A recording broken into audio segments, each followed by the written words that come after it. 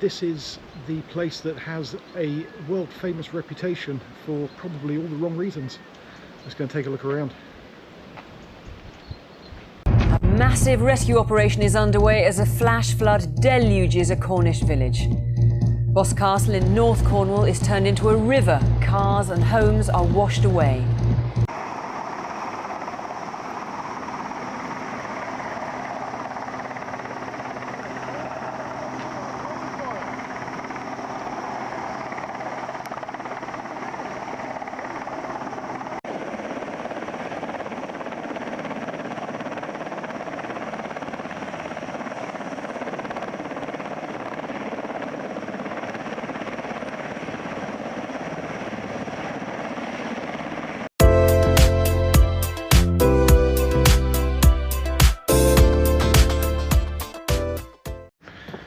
It's actually quite nice when you visit these places and certain parts are still untouched.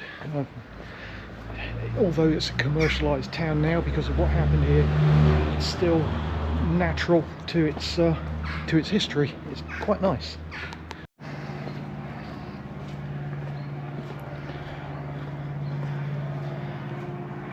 Obviously most of the place has been rebuilt because it was completely flattened. Most of the houses and the buildings are still intact, and this cobbled street still intact. It's quite lovely.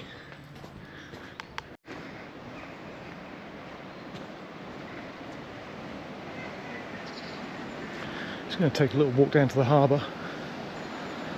Oh, here we go, Clavelli Clothing.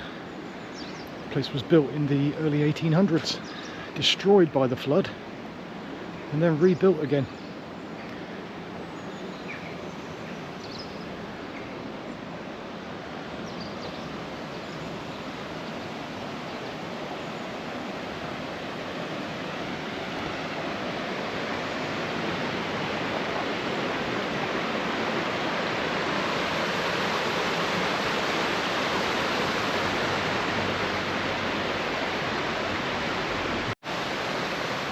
Quite a touristy little village now.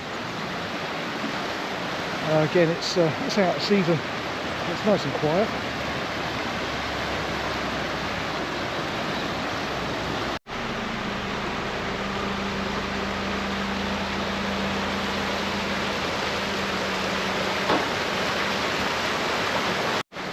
As what seems to be a trend on this channel now, I've come out with no coat. It's now starting to rain.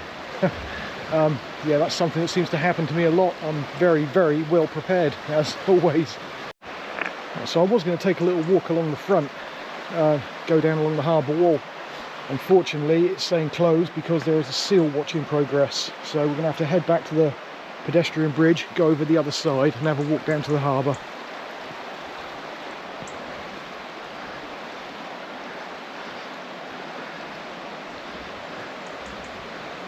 Quite strange, isn't it? All the old bikes here in this little old village. It's like stepping back in time.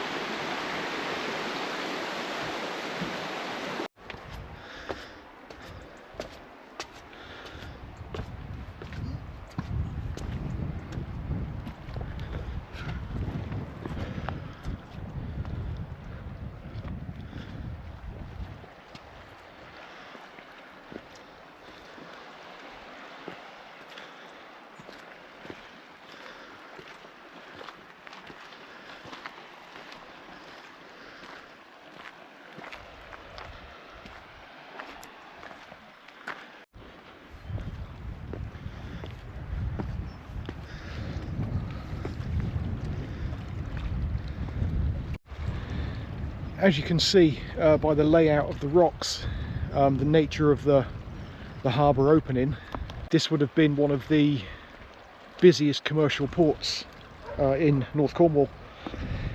Along about a 40-mile stretch of coastline, this was the only place where ships could safely pull in to drop their cargo. So during that time there would be ships coming in from South Wales, the Bristol Channel, There would also be ships coming in from as far afield as Canada to drop timber.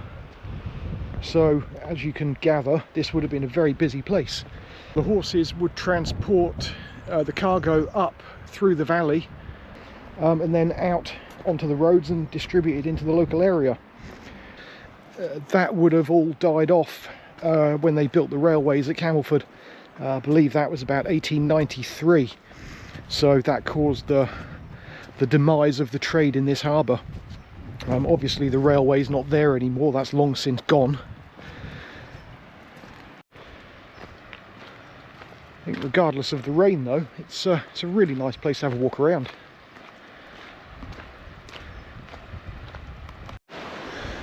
I would hazard a guess that a lot of these buildings up here are holiday homes, maybe. Probably rented out. I would imagine they're quite popular as well, given the history of the village.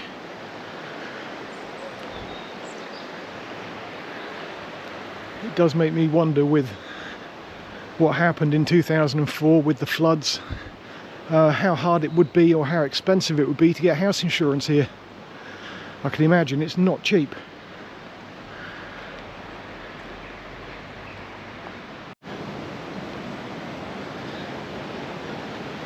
So that's the harbour end. It's quite a straightforward village. Just walks from one end to the other, and then you have a little hill that goes out of the village. So I'm going to make my way up now to the valley and alongside the river, just to have a look around, see how much it's changed over the years.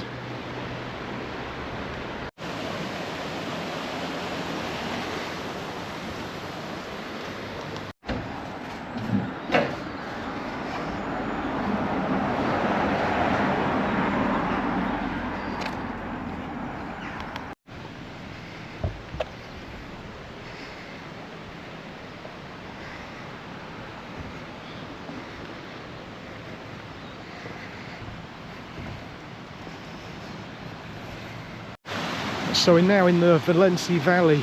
That's where the floods actually came from. The local areas had massive rainfall, and of course this was the lowest point, so this was the outlet for all the rain. The river broke its banks. It took out about 1,000 trees in this valley, flattened them through the force of the water. Not to mention the car park, which is stood just behind me, just over there. That had several cars in it because it was the middle of August, so about 100 cars were washed out to sea. Pure devastation. No one lost their lives, luckily. I'm unsure how. We'll take a little walk up into the car park now. The car park's obviously been rebuilt. It's very different to how it was years ago. It's much bigger now. Due to that day, it caused a lot of people to want to come and see the place. In fact, in some ways, it did put Boscastle on the map, so they've obviously had to extend the car park. So now, for a tiny little village, the car park is absolutely massive.